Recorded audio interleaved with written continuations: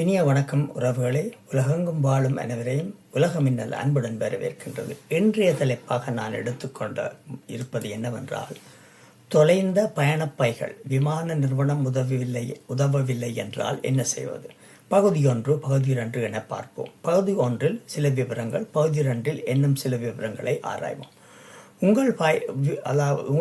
உங்கள் பயணப்பைகள் வரவில்லை என்றால் என்ன செய்ய வேண்டும்? நீங்கள் கனவு கண்ட விடுமுறை பயணத்துக்காக ஒரு புதிய நாட்டிற்கு சென்று விமான நிலையத்தில் உள்ள பயணப்பையை எதிர்பார்த்து காத்திருக்கின்றீர்கள். அனைத்து பைகளும் வந்து வருகின்றன, ஆனால் உங்கள் பயணப்பை மட்டும் வரவில்லை. இது பல பயணிகளுக்கு ஏற்படும் ஒரு பொதுவான பிரச்சனை. உலகம் முழுவதும் ஒவ்வொரு ஆண்டும் கோடிக்கணக்கான பயணப்பைகள் தாமதமாகின்றன அல்லது காணாமல் போகின்றது. எனவே உங்கள் பயணப்பை வரவில்லை என்றால் நீங்கள் என்ன செய்ய வேண்டும்? முதல் நடவடிக்கை உடனடியாக புகார் செய்யுங்கள்.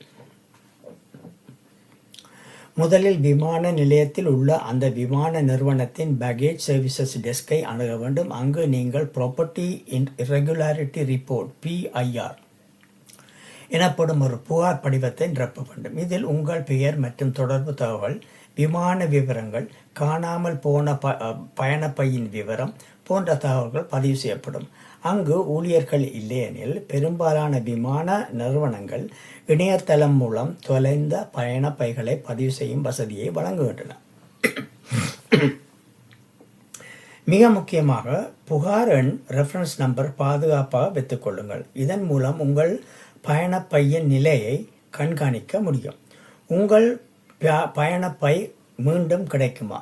நல்ல செய்தி என்னவென்றால், பெரும்பாலான தாமதமான பயணப்பைகள் மீண்டும் கண்டுபிடிக்கப்படுகின்றன. பல விமான நிறுவனங்கள் சில நாட்களுக்குள் பயணப்பைகளை கண்டுபிடித்து பயணிகளிடம் திருப்பி வழங்குகின்றது. இது பலவருக்கு சில வேளைகளில் அனுபவம் ஏற்பட்டிருக்கலாம். எனக்கும் இந்த அனுபவம் ஏற்பட்டது. நான் மலேசியாவுக்கு சென்ற பொழுது எனக்கு இப்படி ஒரு நிலைமை ஏற்பட்டு அதை அவர்களுடன் நான் சென்று முறையிட்டு முறையான பத்திரங்களை நிரப்பி செய்ததன் மூலம் அவர்கள் எனது தொலைந்த பயணப்பையை எனது வீட்டுக்கே, நான் மலேசியாவில் நிற்கும் எனது கசின் சிஸ்டரின் வீட்டுக்கே அனுப்பி வைத்தார். பல விமான நிறுவனங்கள் சில நாட்களுக்கு பயணப்பைகளை கண்டுபிடித்து பயணியிடம் திருப்பி வழங்குகின்றன.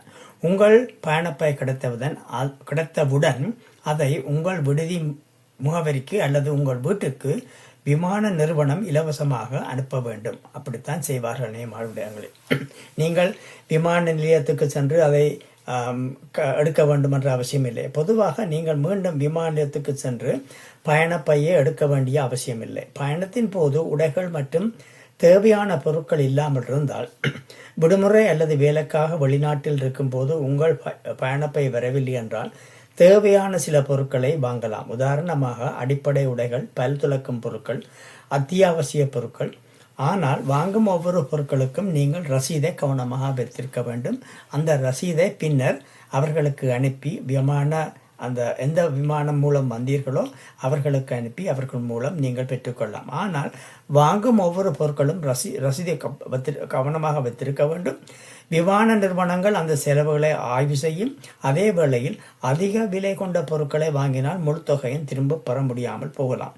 எனவே தேவையான அளவு மட்டும் செலவு செய்து சிக்கனமான தரமான பொருட்களை நீங்கள் வாங்குவது நல்லது. உங்கள் பயணப்பை எப்பொழுதும் கிடைக்கவில்லை என்றால், சில வாரங்கள் கடந்தும் உங்கள் பயணப்பை கிடைக்கவில்லை என்றால் அது அதிகாரபூர்வமாக தொலைந்ததாக அறிவிக்கப்படலாம்.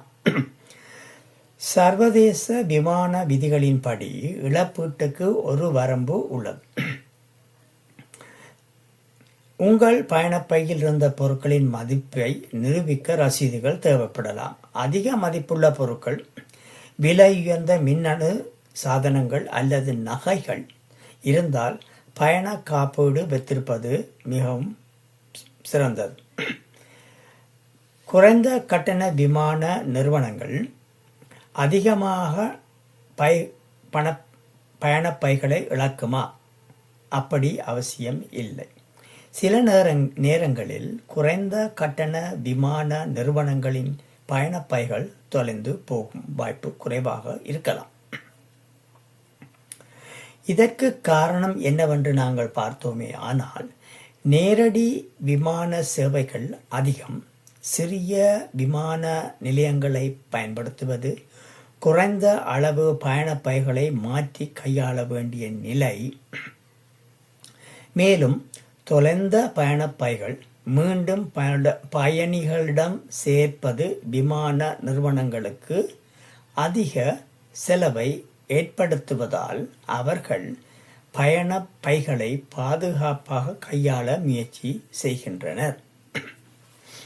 எனவே இது போன்று சில பேர் நீங்கள் பயணம் செய்யும் பொழுது இந்த அனுபவம் பெற்றிருக்கலாம். அப்படியான அனுபவம் இருந்தால் உங்களுடைய அனுபவத்தை மற்றவருடன் பகிர்ந்து கொண்டீர்களேயானால் அவர்களுக்கும் உதவியாக இருக்கும் என்று எண்ணுகின்றேன். அதே நோக்கத்தில் தான் இங்கு நான் இதை உங்களுக்கு எனது தளமான உலக மின்னல் மூலம் உங்களுக்கு அறிய தரவிருக்கின்றேன். இது போன்று பல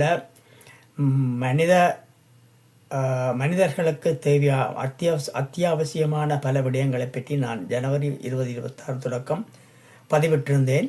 எனவே அதை பார்த்தீர்களேயானால் அதை உங்களது உறவினர்கள், நண்பர்கள் மற்றும் உங்களுக்கு தெரிந்தவருடன் நீங்கள் பகிர்ந்து கொண்டீர்களேயானால் அவர்களும் அதனால் நன்மையை பெறலாம் என்று கூறிக்கொண்டு உங்களிடமிருந்து நன்றி விடைபெறுகின்றேன். நன்றி.